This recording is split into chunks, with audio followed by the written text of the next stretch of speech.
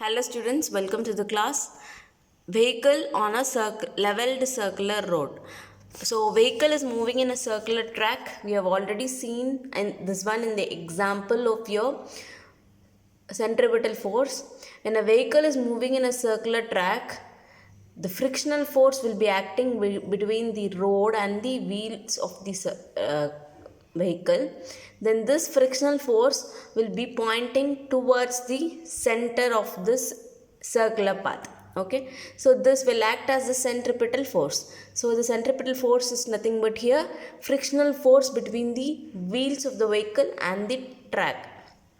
In this case, let me take m be the mass of vehicle, v be the speed of vehicle, r be the radius of the circular track. Okay, so if it is a circular track, the radius, that is from the center point, the radius is taken as r here. Okay, so let me identify the forces acting on the vehicle now. So if it is a vehicle, obviously on every object you will have a gravitational force which is acting towards downward direction, and the gravitational force or any force is given by mass into acceleration. Here it is mass into acceleration due to gravity, so it is in mg. As it is pointing towards the downward direction, it is minus mg here. Okay, then obviously for any object, if it is having downward gravitational force, there will be opposite normal force, which is n is equal and opposite, so it is plus mg, which is in the upward direction. And we have one more force acting here, which is the frictional force. It is pointing inwards, so it is called as the centripetal force. It is given by the static friction Fs. Okay, so we have now identified the forces acting on the object. So you can see that from the diagram, the normal force N is equal to mg and the downward gravitational force is minus mg. So these both are equal and opposite forces which will cancel with each other. Now I have only one extra force acting here which we have to consider. So the frictional force is nothing but centripetal force here in this case. So we know frictional force Fs is equal to centripetal force formula is mv square by r. So Fs is equal to mv square by r according to this consideration. So let me take this one as equation number 1. So according to the formula of static friction, we know that static friction Fs should be less than or equal to mu s mg, where mu s is the coefficient of static friction. So this is by definition of static friction. Let this be equation number 2. Now compare this 1 and 2. You can see that left hand side is equal. So you can equate the right hand sides. Okay, so left hand side equal irukadnala right hand side rendathiyum equate panni எழுதலாம், and one side you have equal to and for the other equation you have less than or equal to, so you have to go for this symbol.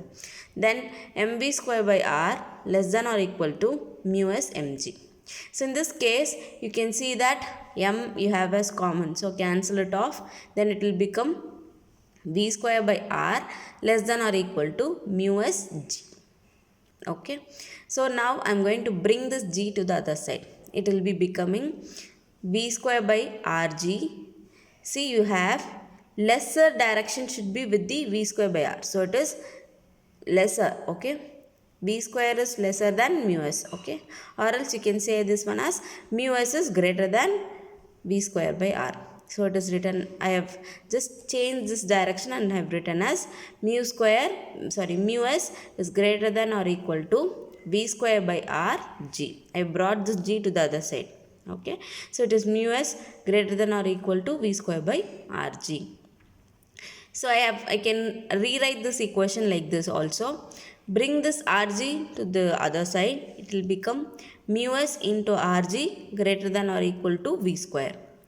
So I want only v. So if you go for taking square root on both sides, this side you will get of square root, this side it will be square root of v square. Square and square root will get cancelled off, you will have v. So root mu s rg greater than or equal to v. So in this case what we have derived is, if the car or a vehicle that is moving in a circular track moves with this velocity or speed, if the speed of the vehicle is less than mu s rg, then the vehicle will be safe to move on the circular path.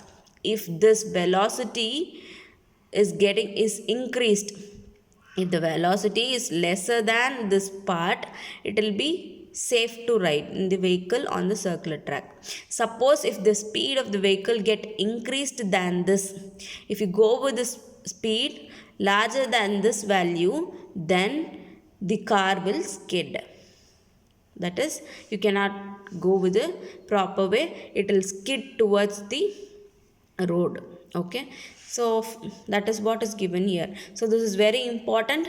The question will be asked, what is the case when the car will be possible to skid on the circular road? So this is the condition for the car to skid on the road, on the circular road. Okay, so in this case, as I said, if the velocity of the speed is lesser than this or equal to this, the car will be moving in a normal way.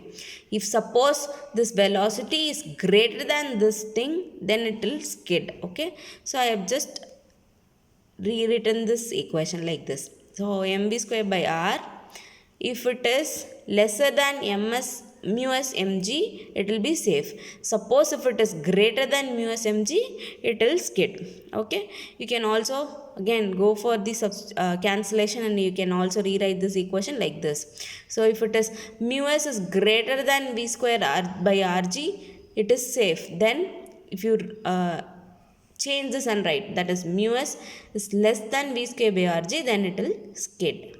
Okay, so this is what is the condition for the car or a vehicle to skid on a leveled circular track. So the question might be asked as, explain about the vehicle moving on a leveled circular road, or else they might be asking you like this, give the condition or derive the condition for which the vehicle will skid on a leveled circular road. I hope you've understood. Please subscribe to my channel. Thank you.